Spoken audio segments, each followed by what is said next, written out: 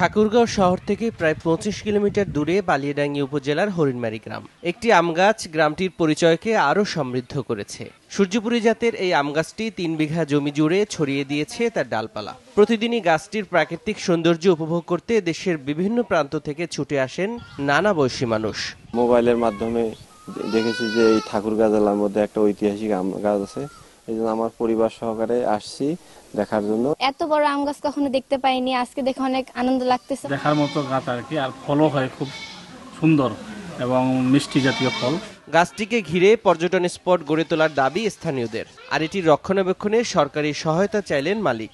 আমাদের বালিয়াডাঙ্গির ঐতিহ্য এই আম গাছটা ফ্রন্টে আসছে, সবার নজরে আসছে, এটা আমাদের একটা গর্বের বিষয়। এটি যদি সঠিক ব্যবস্থাপনা নেওয়া যায়, এটি ভালো একটা উদ্যোগ নেওয়া যায় এটি সংরক্ষণের এবং এটা পরিবেশ, তাহলে আমার মনে হয় যে এটি একটি এলাকায় একটা ভালো পিকনিক স্পট হিসেবে এটা হতে পারে। এখানে যদি একটা ছোটখাটো পিকনিক স্পট করতে পারি, কিন্তু টাকা পয়সার জন্য জোটাইতে পারতেছি না। যদি সরকার সহযোগিতা দিত কিছু, তাহলে আমরা এটা একটু সৌন্দর্য করতাম। অবশ্য জেলা প্রশাসক গাছটি সংরক্ষণে প্রয়োজনীয় ব্যবস্থা নেওয়ার কথা জানালেন।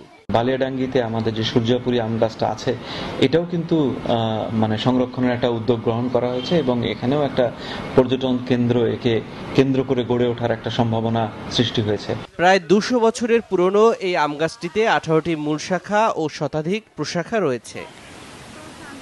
সময় সংবাদ, ঠাকুরগাঁও।